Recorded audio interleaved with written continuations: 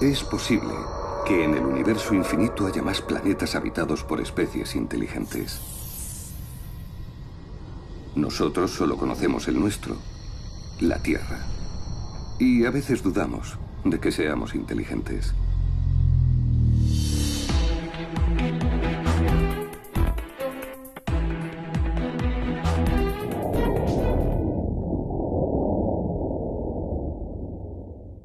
Por eso, quizá impresionados ante el espectáculo de destrucción y barbarie que habíamos sido capaces de hacer en lo que fue llamada Segunda Guerra Mundial, los países del mundo decidieron crear en 1945 la UNESCO, Organización de las Naciones Unidas para la Educación, la Ciencia y la Cultura, con la misión de salvar y conservar lo mejor de la humanidad.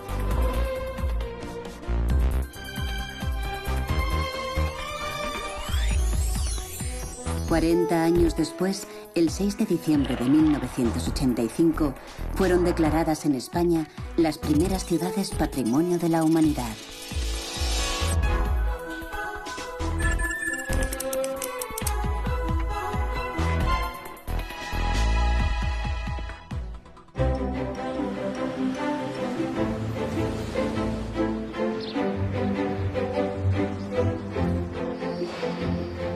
A juzgar por la belleza de sus construcciones vanguardistas, cabría pensar que esta ciudad es esencialmente moderna, joven y ambiciosa. Y así es en realidad una de las dos caras de Mérida, la pujante capital extremeña.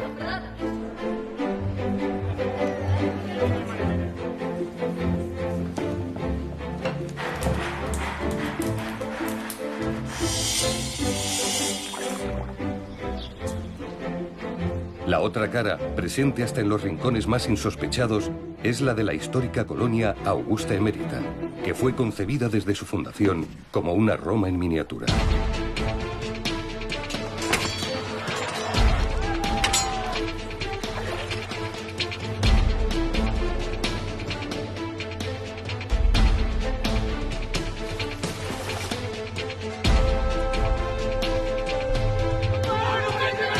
Habitada al principio por legionarios retirados, eméritos, fue durante siglos la capital de Lusitania.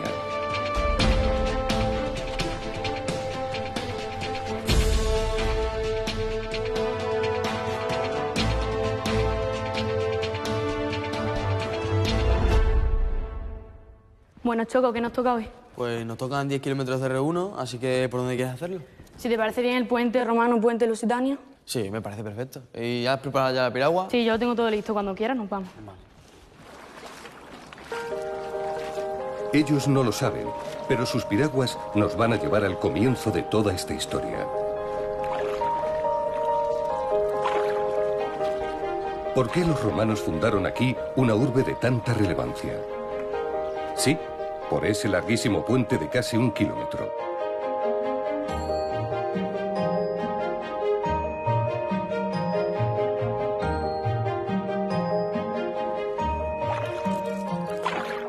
Este era el lugar ideal para construirlo. En verano, aquí el nivel del Guadiana era tan bajo que se podía cruzar sin apenas mojarse las rodillas.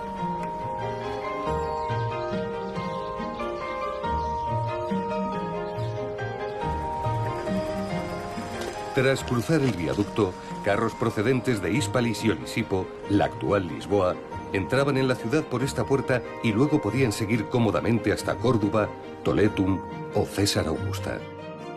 Emérita era un nudo de comunicaciones único por el que atravesaban las principales calzadas. Aunque probablemente no tenga nada que ver con su longevidad, 20 siglos, bajo el primer arco todavía resiste un falo esculpido por los romanos para atraer la buena suerte. Impensable ahora, en aquella época era un amuleto más que habitual.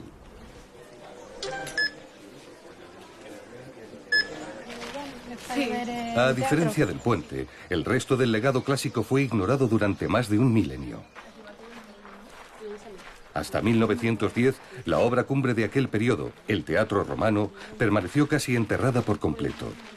Únicamente sobresalían 7 fragmentos de las gradas más altas, las llamadas 7 sillas. Según contaba la leyenda, eran los tronos gigantes de 7 reyes moros que desde allí gobernaron la ciudad.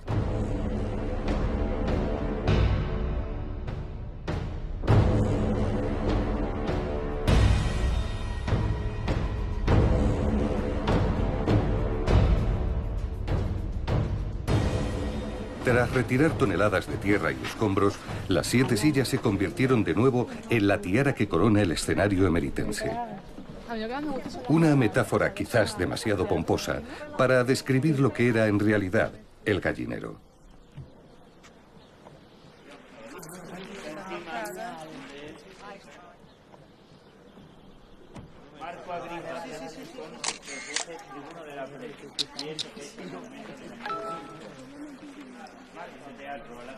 Más desahogadas estaban las autoridades en estos 3 bancos que en su día fueron de mármol.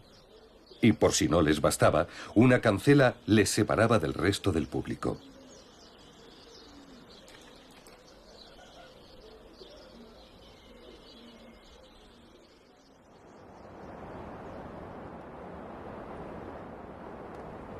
La parte más espectacular del teatro es el frente escénico. Fue reconstruido pero nunca repintado. En realidad, en tiempos de Horacio y Virgilio, el estuco tras las columnas era de color rojo. Ellos utilizaron el frente escénico, o sea, el fondo, como de alguna forma algo parecido que ocurre en los retablos de las iglesias, ¿no? Lo utilizaban para que la gente viera el poder, la fuerza que tenía el emperador. Y en esos huecos, en esos espacios, situaban las esculturas de los dioses, pero faltan otras muchas piezas. Esas piezas que faltan son todas esas piezas que se han deteriorado porque eran telas, porque era madera, porque era pintura, y no han aguantado los 2000 años de historia.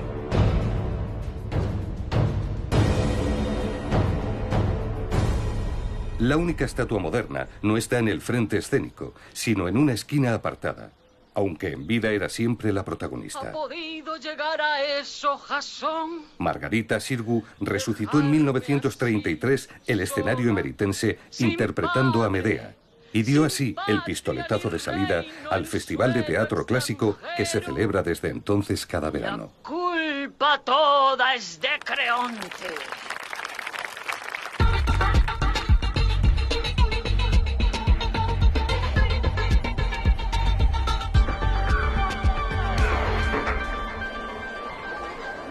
Con la llegada del calor, los mejores actores y directores de España y Europa ofrecen sus versiones de los textos griegos y romanos. La atmósfera que reina esos días en la ciudad es mágica. Para los intérpretes es un momento único. Te produce una emoción muy fuerte actuar aquí. Yo creo que es por la energía que contienen estas piedras,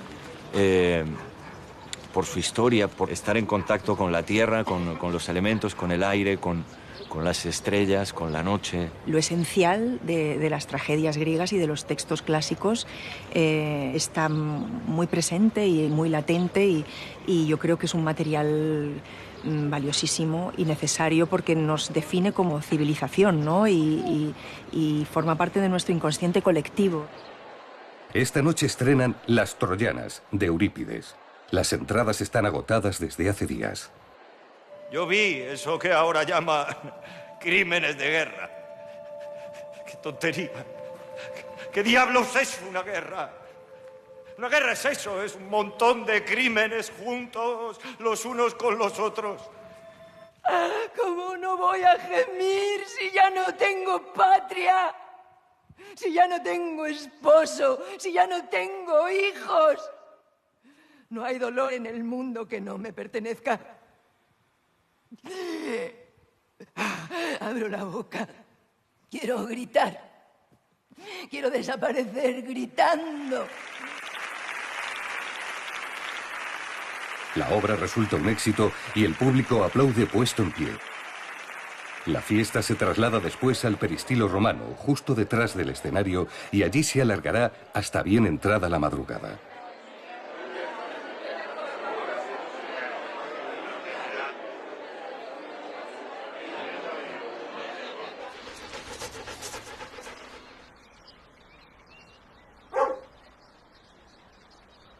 El río y su kilométrica isla se convierten en el punto de encuentro por la mañana y al atardecer. La banda sonora omnipresente es el canto de los pájaros.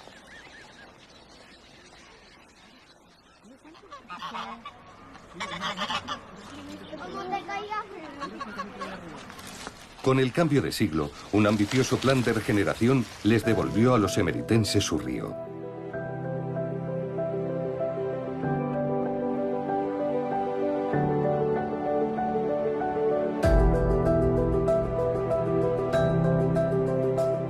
Ahora el Guadiana se ha convertido en la gran vía de la ciudad, poblada de construcciones que son ya emblemas de la renacida capital extremeña. La Biblioteca Jesús Delgado Balondo es un ejemplo. Otro, el Palacio de Congresos.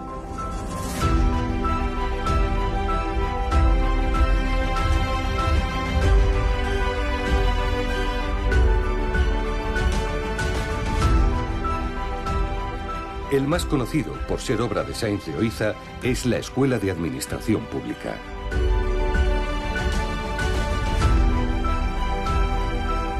Pero sin duda, el símbolo de esta nueva Mérida audaz y decidida es el Puente Lusitania, obra de Santiago Calatrava.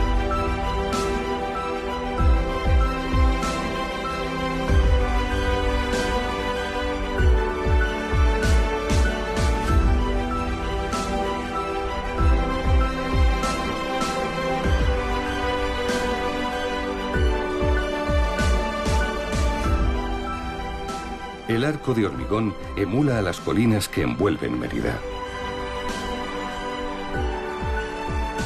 Todo un icono para la capital extremeña.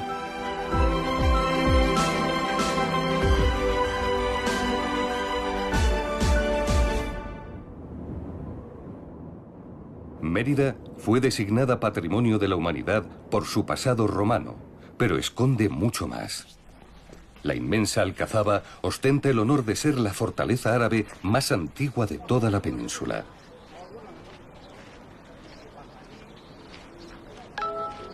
Fue erigida en el año 835 por Abderramán II.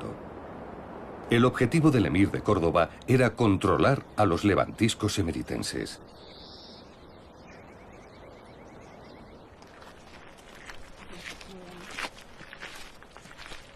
Tras esta puerta de columnas visigodas recicladas se oculta uno de los lugares más frescos de la calurosa urbe. Es el aljibe andalusí, repleto de agua por las filtraciones del río.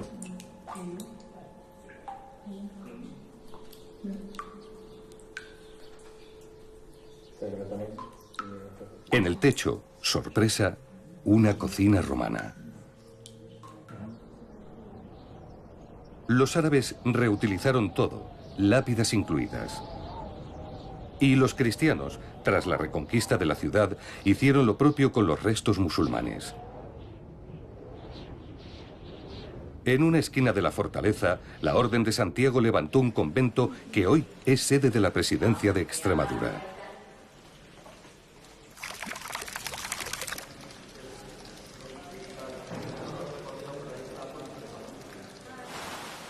Tras haber sido capital de la Hispania romana y visigoda, Mérida vivió siglos de acusada decadencia en el medievo y la modernidad. Con su elección en 1983 como sede del gobierno y el parlamento extremeños, volvió a recuperar el protagonismo perdido.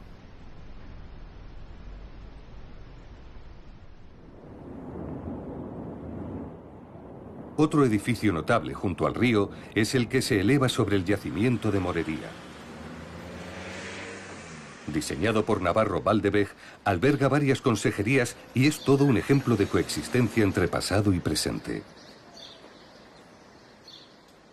Los hallazgos arqueológicos de este solar son un resumen escrito en piedra de la historia de Mérida. Hay vestigios de todas las épocas.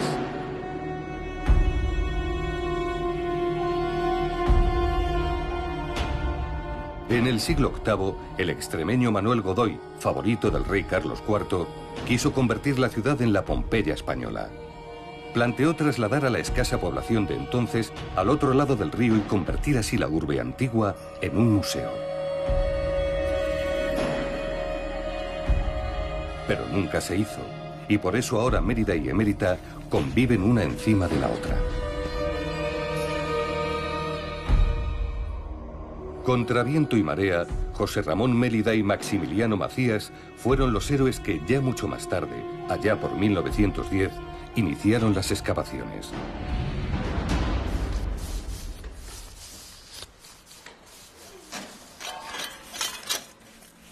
Un siglo después, los paletines de los historiadores siguen raspando estos suelos.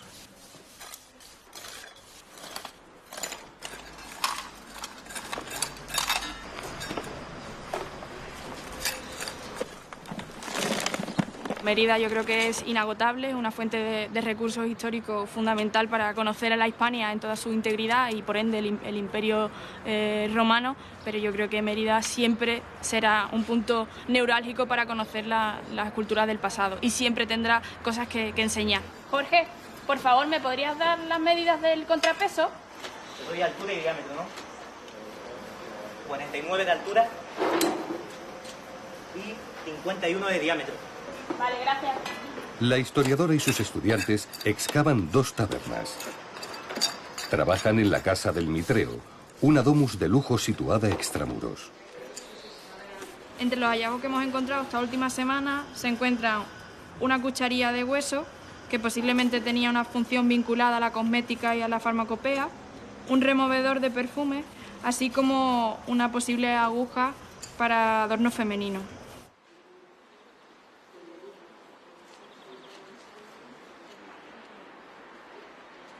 Hace 50 años, otro arqueólogo tuvo más fortuna y descubrió en la misma vivienda este espectacular mosaico, el cosmogónico. Es único porque contiene más vidrio que piedra. Hoy los esfuerzos se centran en estudiarlo y conservarlo. Estamos realizando limpiezas en seco, simplemente para retirar el polvo, la superficie, la suciedad que se deposita. Estamos realizando allí al fondo empacos con limpieza con agua desionizada para retirar sin apenas frotar, para no dañar las teselas de piedra y sacar lo que es el color real de la piedra.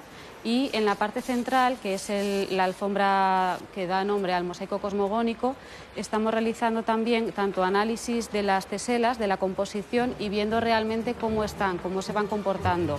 Y es una forma de mantener en buen estado el mosaico.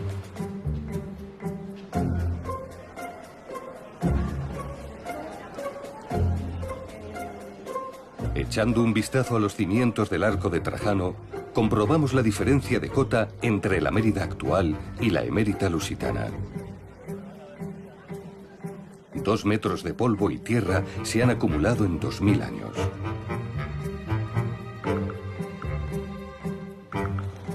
La majestuosa puerta daba entrada al foro provincial.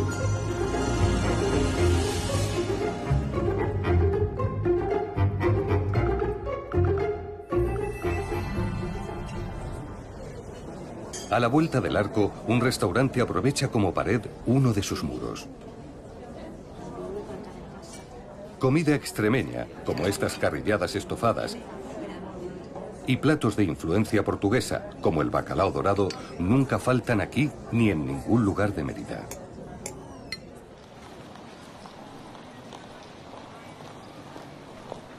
Precisamente en el arco de Trajano se inspiró Rafael Moneo para sustentar su reputado diseño del Museo Nacional de Arte Romano.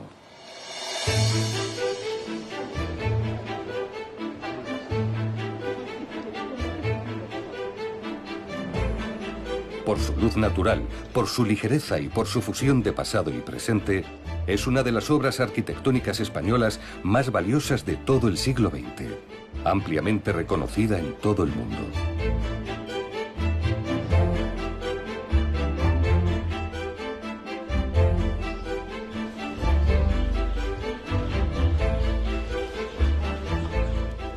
Por cierto, aquí también había restos en el subsuelo, por lo que Moneo ideó una cripta que ensalzara estos excepcionales cimientos.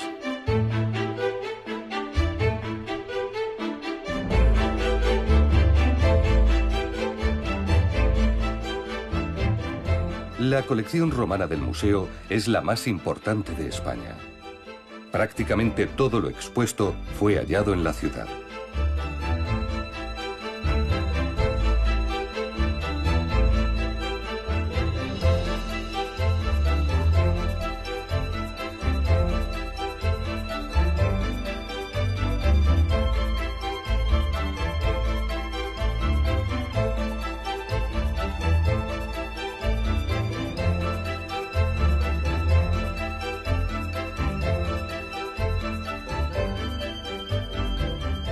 Mérida era la fachada política y del Imperio Romano. Ya lo único que había más allá era el océano. Y como además perdimos importancia histórica, todo eso permitió que se conservara en mejor estado que lo que ha sucedido en otras ciudades donde la historia ha seguido y además apabullante, se han ido superponiendo periodos y entonces la conservación es peor. Creo que la pieza más emblemática de este museo, al menos para mí, es la cabeza del emperador Augusto, fundador de la colonia Augusta de Mérida. Por otra parte, también diría que los mosaicos son siempre la estrella de la visita. En los estudios de público que se han realizado en el museo, siempre los mosaicos tienen, digamos, la aceptación de todo el visitante. Y también la escuela de retratos que pusieron en marcha cualificados escultores, y así piezas como El Panadero y otras imbuidas de la corriente realista romana, pues son auténticos cabezas de serie de la escultura romana. Las piezas estaban todas policromadas y de hecho se encuentran todavía huellas de esa policromía que hoy es objeto de estudio, y la verdad es que a veces me quedo más con lo que podemos ver hoy, es decir, lo blanco, que con lo policromado.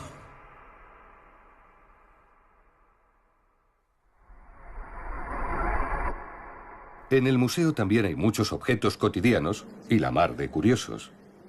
Por ejemplo, estos dados hechos de hueso, destinados a apuestas y trucados con plomo.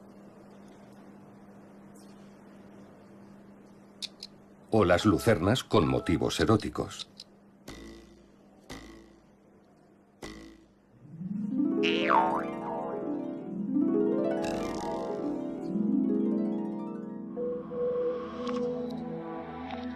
En las paredes de una vivienda, alguien dibujó la figura de un jinete y la de una liebre en una jaula.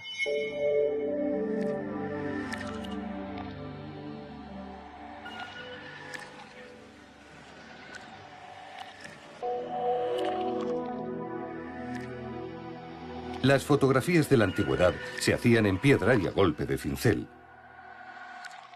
He aquí una instantánea de la inauguración de la ciudad en el año 25 a.C. El general Agripa cortaba la metafórica cinta. ¡Ordinen! ¡Dopliquis! Ya sabéis las distancias. Que nadie piense que la herencia romana es solo cosa de museos.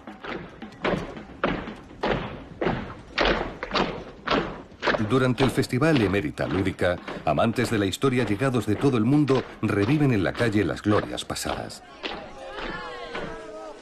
Y para ello es imprescindible que las legiones retomen su querida capital lusitana.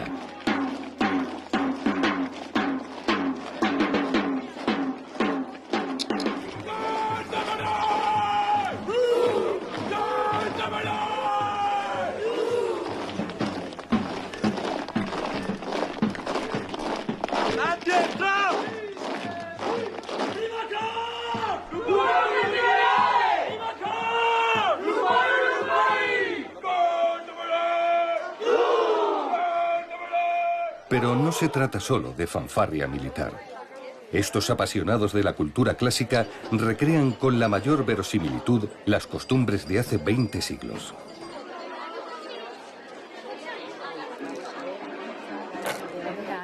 Aquí una bruja lee el futuro en las runas. Tu marido le ve un ascenso, tiene trabajo estable y le ve todavía un ascenso dentro del trabajo.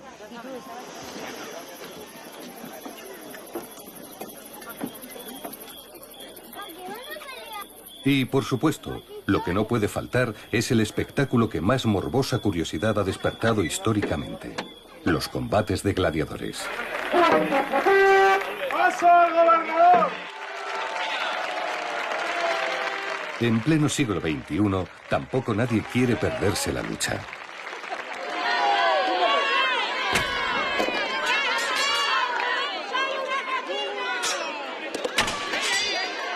Hasta 15.000 espectadores llegaron a rugir desde las gradas del anfiteatro, hoy parcialmente reconstruidas.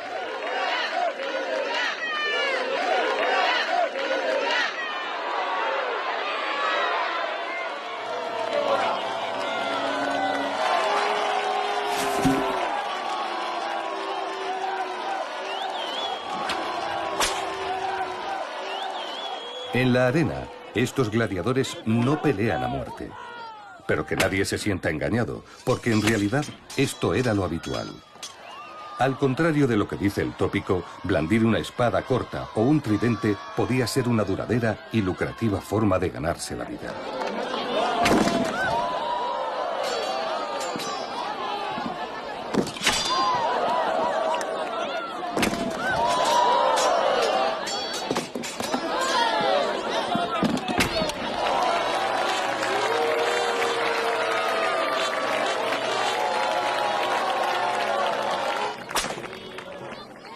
No solo luchaban contra otros hombres, sino contra animales salvajes traídos de África y Asia. Durante las excavaciones del anfiteatro, descubrieron estas jaulas de piedra donde encerraban a las fieras.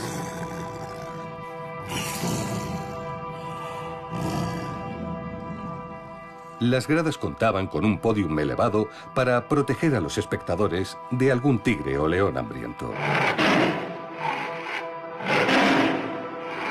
Mayor aún que el anfiteatro era el circo emeritense, uno de los pocos del mundo antiguo que conservan su planta entera.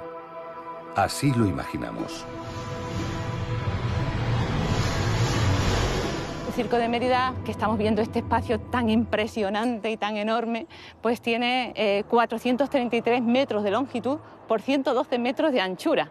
Y claro, una obra de este calibre necesitó muchísimo tiempo para poderse realizar.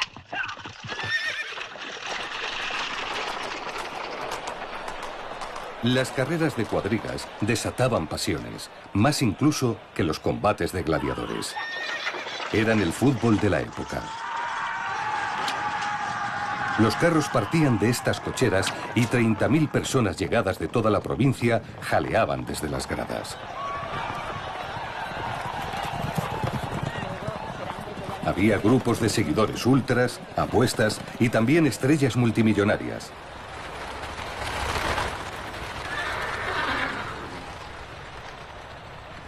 De hecho, se cree que el deportista más rico de la historia fue un auriga lusitano. Cayo Apuleyo Diocles logró 1.500 victorias y una exorbitante fortuna de 35 millones de sestercios. Él y sus rivales eran venerados.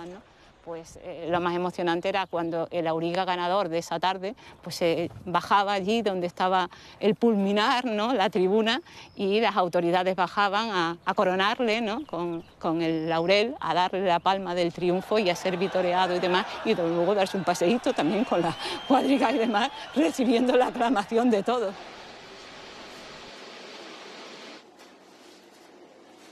El pasado clásico es fuente de inspiración, devoción y también de negocio. En la Mérida actual, por ejemplo, se puede comer como lo habría hecho el mismísimo Diocles.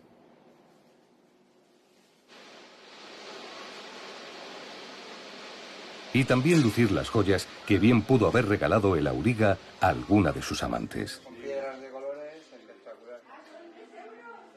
Y es que muchos restaurantes, casas rurales, termas o talleres viven hoy en día de reproducir un idílico mundo antiguo.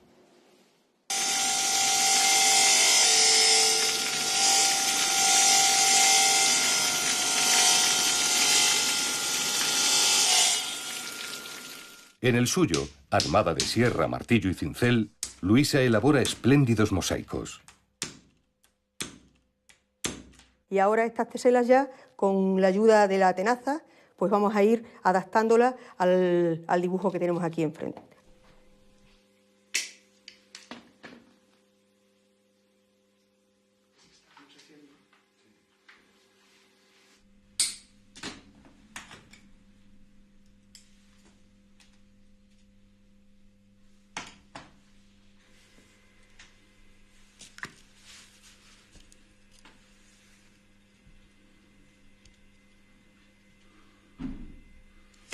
Lo que estamos viendo ahora es el reverso, es el negativo del mosaico. Por eso unas teselas están más altas y otras están más bajas. Siempre la parte más plana, la mejor, la más bonita de la tesela es la que se pega boca abajo, que es la que vamos a ver luego.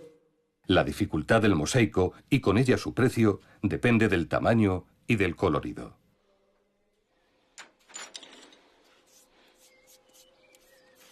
Los desnudos son los más caros porque necesitamos una amplia gama, sobre todo de rojos y rosas. En este, por ejemplo, vemos diferentes tonos de rojos y de rosas. Pues en un desnudo tendríamos que hacer, para que no quede plano, deberíamos hacer una gama de eso, unos 5 o 6 tonos del mismo color, de los rojos y rosas.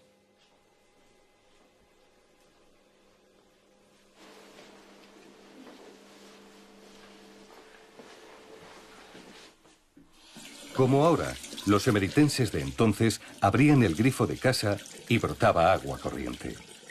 La colonia romana disfrutó de una calidad de vida inimaginable durante los siglos posteriores.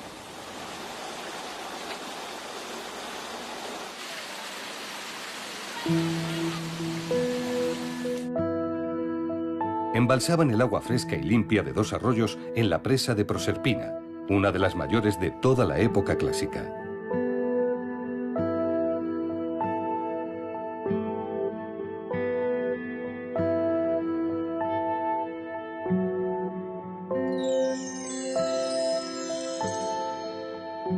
Desde allí, el líquido recorría 10 kilómetros hasta la ciudad. El pantano estaba en la cota más alta del trayecto y mediante túneles y acueductos lograban que el agua avanzase siempre cuesta abajo.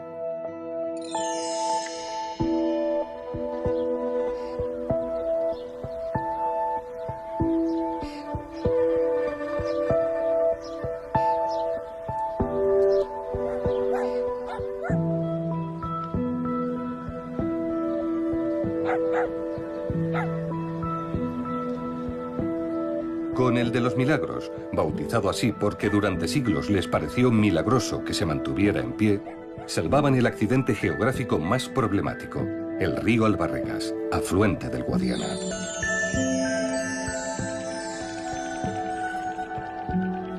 Y aquí es necesario un inciso para recalcar que esta es la más bella postal de Mérida.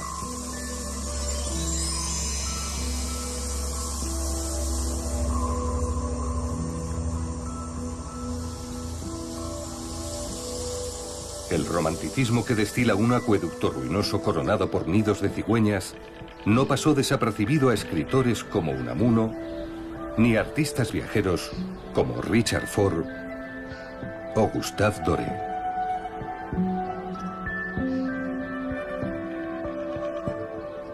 Tras la vaguada del Albarregas, la tubería desembocaba en un depósito situado en la parte más alta de la trama urbana.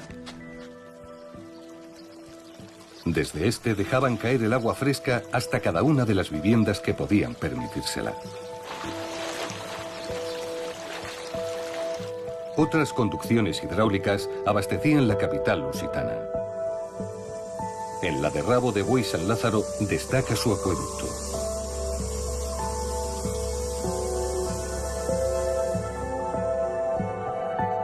Y en la de Cornalvo, su presa, que todavía es útil y da de beber a pequeñas localidades cercanas. El dique está rodeado de frondosas dehesas que forman un parque natural.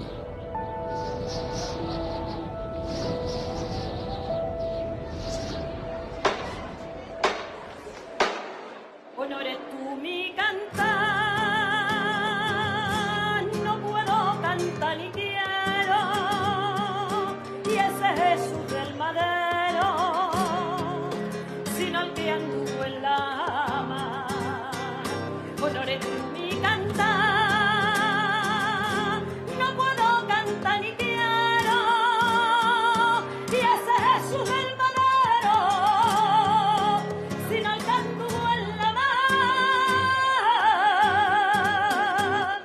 En Mérida, la Semana Santa tiene un sabor diferente porque las procesiones discurren entre ruinas romanas tan viejas como el propio catolicismo.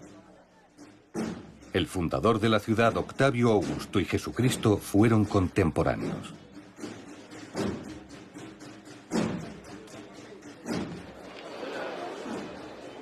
Al Santísimo Cristo de los Remedios, al Señor de Juego Santo, por nuestro compañero Valentín, que estará a su lado arriba, ¿eh? ¿De acuerdo? Venga.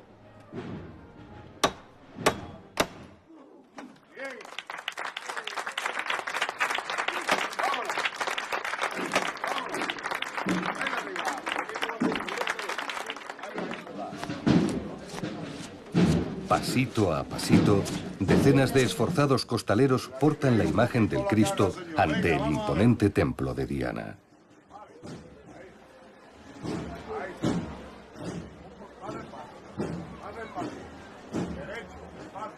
El Vía Crucis es la procesión estelar de la Semana Santa. Nada puede fallar. Pese a que cubran sus rostros y rehuyan cualquier protagonismo, ellos son los responsables de que esta sea la madrugada más emocionante del año. Te pido por la Iglesia, la paz y la justicia, y nos conserves la fe. Amén.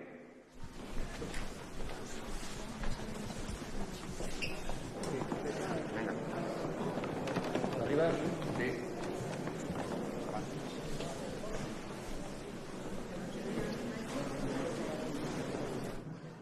Encienden los faroles y se lanzan a la calle. El único sonido permitido es el de los tambores.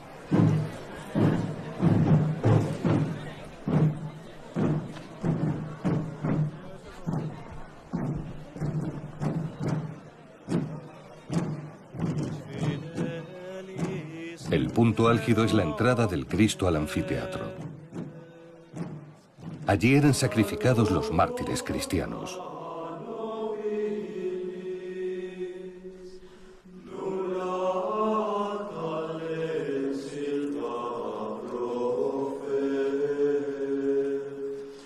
La perspectiva desde lo alto es sobrecogedora. 193 braseros con velas forman una gigantesca cruz. Junto con el de Roma, este es el único Vía Crucis que acaba en un coliseo.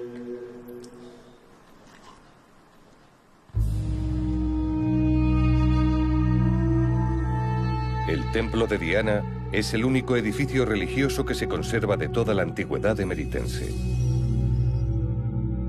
No desapareció porque en el siglo XVI el conde de los Corvos decidió encajar entre las columnas corintias su palacio.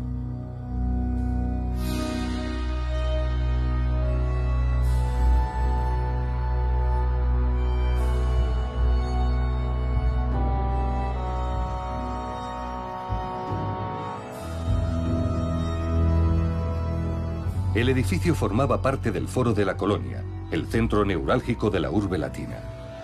Allí acudían los ciudadanos a rezar, pleitear o a hacer negocios.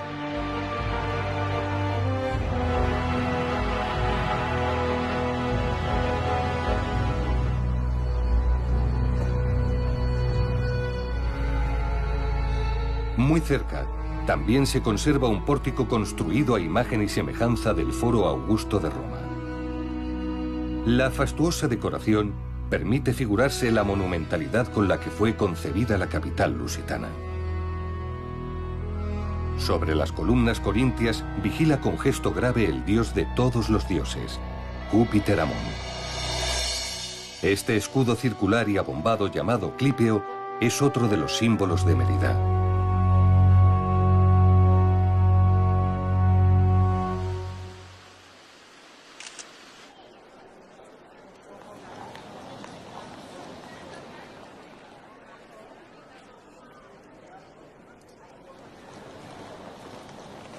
El centro de la vida social es ahora la Plaza de España.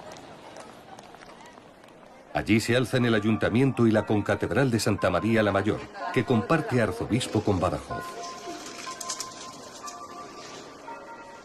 Varios palacetes ennoblecen el espacio, pero el que más destaca por su exotismo es el de la China, que albergaba unos grandes almacenes a principios del siglo XX.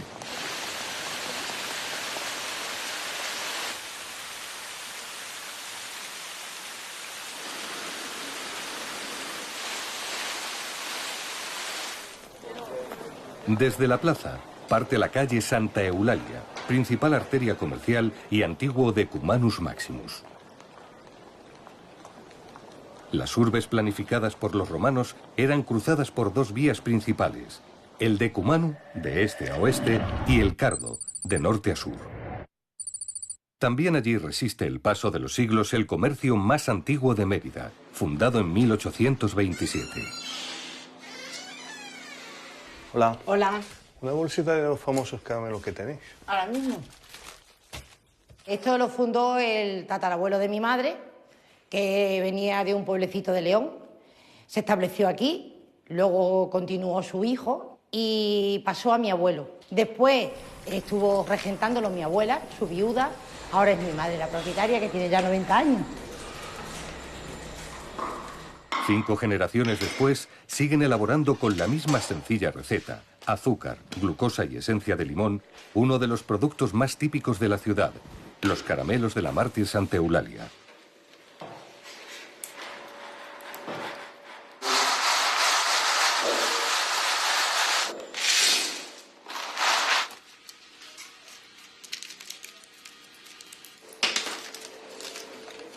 El caramelo representa Mérida.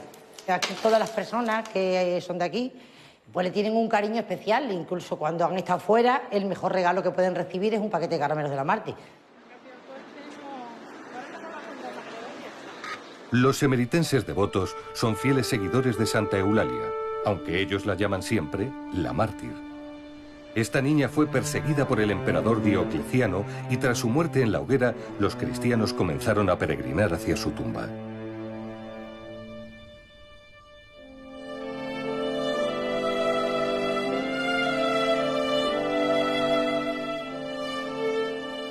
En el siglo IV, una basílica fue levantada sobre sus restos. No es ni mucho menos la única sepultura bajo el suelo del templo. Aquí también hay un yacimiento arqueológico con enterramientos de muy diferentes épocas. En el exterior de la basílica construyeron un altar conocido como ornito. Lo hicieron una vez más reciclando, esta vez los restos del templo de Marte.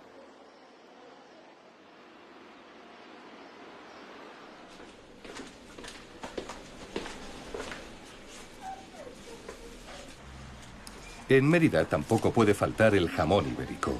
Es el manjar por excelencia de esta tierra. Muy cerca del teatro y el anfiteatro, afila su cuchillo el mejor cortador del mundo, con varios récords Guinness. Al principio se utilizaba como medio de vida, ¿no? Nuestros abuelos hacían matanza para subsistir.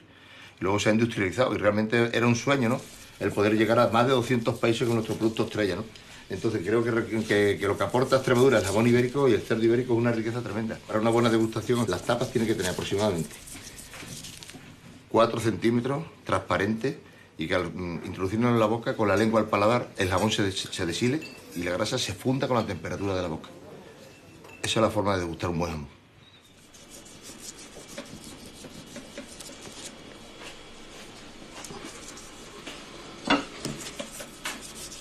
Camino del lugar donde se reúnen ahora los jóvenes emeritenses, advertimos un mosaico magnífico, ubicado sorprendentemente en un bloque de pisos.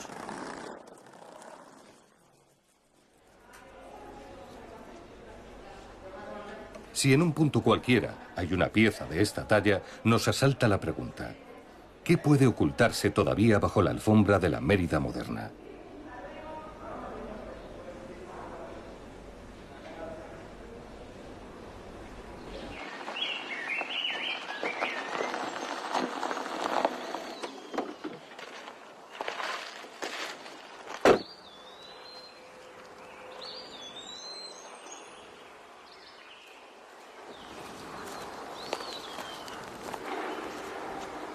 No conocemos ni el 1% de todo lo que hay en la ciudad. No solo ya de época romana, sino de época visigoda, islámica, bajo medieval. Hay 2000 años ahí de historia. Llevamos un siglo, un poco más de un siglo de excavaciones, pero todavía queda muchísimo.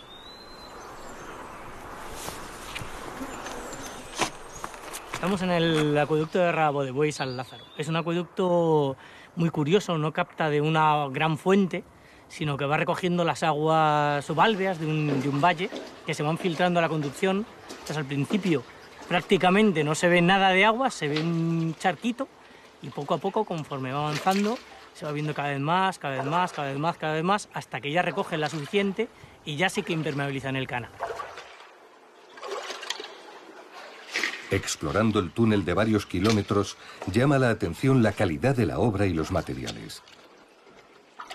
Sorprende que tras 2000 años siga corriendo en dirección a Mérida el agua limpia y fresca.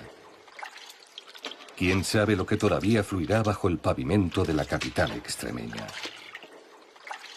Y los romanos, cuando construían las cosas para que duren, sobre todo las obras públicas, no para que duraran 100 años ni 1000, sino a veces que fueran eternas. Sin saber qué se esconde debajo de ellos, los jóvenes emeritenses patinan en este rompedor edificio del Estudio Selgascano.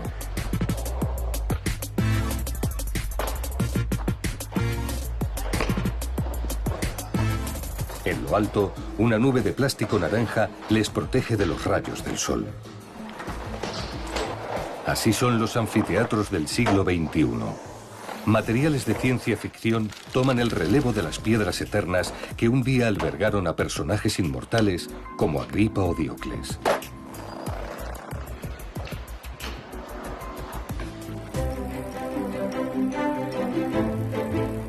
Mérida, la ciudad de las dos caras, no se resigna a un mero papel de reparto y quiere de nuevo en el tercer milenio ser la protagonista.